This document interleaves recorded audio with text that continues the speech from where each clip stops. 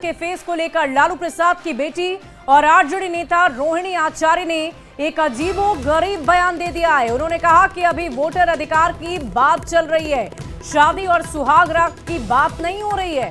बड़ी खबर आपको बता रहे हैं, बिहार में महागठबंधन के सीएम फेस को लेकर लालू प्रसाद की बेटी और आरजेडी नेता रोहिणी आचार्य ने एक अजीबोगरीब बयान दे डाला है। उन्होंने कहा कि अभी वोटर अधिकार यात्रा की बातें चल रही है, शादी और सुहाग रात की बात नहीं हो रही है। अभी क्या चल रहा है? अभी वोटर लोग का अधिकार की लड़ाई चल रही है। तब जिसका अभी शादी का बातें नहीं चल रहा है, यहाँ सुहाग रात किसके साथ मनाया जाएगा वो बात चल रहा है क्या? हद है भाई, जो ज्यादा जरूरी है वो बात ना होगा। वहीं आरजेडी नेता रोहिणी आचार्य के इस बयान पर एनडीए के नेताओं ने निशाना साधा है। आरजेडी और कांग्रेस ने अपनी अपनी सफाई भी दी है। किसकी शादी और कैसी सुहागरात? अभी तो महागठबंधन की बिन दूल्हे की बारात निकल रही है, दूल्हा बनने की होड़ मची है। लालू प्रसाद जी की सुपुत्री रोहिणी आचार्य का बदहवासी में दिया गया बयान पूरी तरह बेतुका है। महागठबंधन में तो सीएम फेस कोई है ही नहीं। भले ही रोहिणी जी बहाना बनाकर वोटर अधिकार का मुद्दा उछाल इस पर पर्दा डालने की कोशिश करें, लेकिन जब पर्दा उठेगा तो सीन दिलचस्प और देखने लायक होगा। लालू प्रसाद यादव जी का पूरा पारिवारिक कुनबा इस बात से बहुत तनाव में है, विचलित है कि ऐसा क्या हुआ कि 2020 के विधानसभा के चुनाव में तेजस्वी यादव जी को महागठबंधन ने अपना चेहरा मान लिया था, लेकिन इस बार सब लोग कन्नी काट रहे हैं। अब इसी फ्रस्ट्रेशन में लालू प्रसाद यादव जी की सुपुत्री, जिनको लालू जी ने चुनाव भी लड़ाया था, रोहिणी जी, इस तरह के आपत्तिजनक शब्द बोल रही हैं।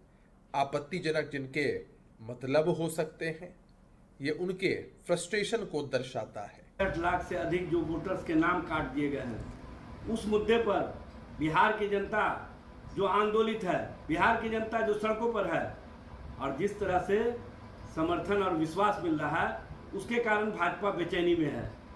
इसी संदर्भों में जब रोहिणी आचार्य जी से किसी ने कोई सवाल किया तो उन्होंने उस संदर्भों के संबंध में स्पष्ट रूप से कहा कि अभी वोटर अधिकार यात्रा चल रहा है।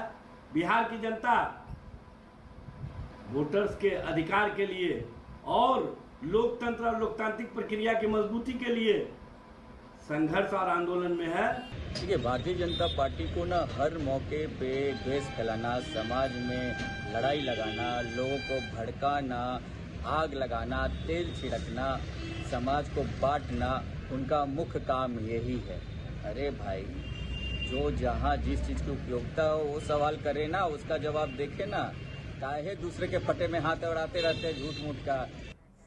और देखिए, पीएम मोदी पर अभद्र टिप्पणी का मामला। आज दिल्ली में बीजेपी का बड़ा प्रदर्शन है। पीएम के अपमान के खिलाफ प्रदर्शन हुआ है। कल पटना में जोरदार प्रदर्शन हुआ था और आज देश की राजधानी दिल्ली में इसी बाबत प्रदर्शन होने जा रहा है। आपको बता दें कि विपक्ष की तरफ से वोटर अधिकार यात्रा पूरे बिहार में निकाली जा रही है और इसी दौरान अभद्र टिप्पणी देश के प्रधानमंत्री नरेंद्र मोदी के स्वर्गीय मां को लेकर एक कार्यकर्ता, एक नेता की तरफ से की गई है, जिसके बाद से लगातार इसकी चर्चा हो रही है और इसी को लेकर सियासत भी गर्म है। साथ ही साथ आपको बता दें कि देश भर में इसको लेकर न सिर्फ चर्चा हो रही है, बल्कि आक्रोश भी जताया जा रहा है, दिखाया जा रहा है।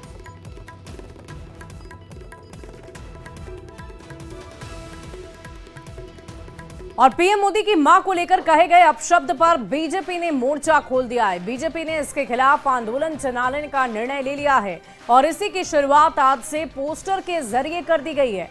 आज पटना में कई पोस्टर लगाए गए हैं, जिसमें पीएम मोदी की मां के अपमान को लेकर सवाल खड़े किए गए।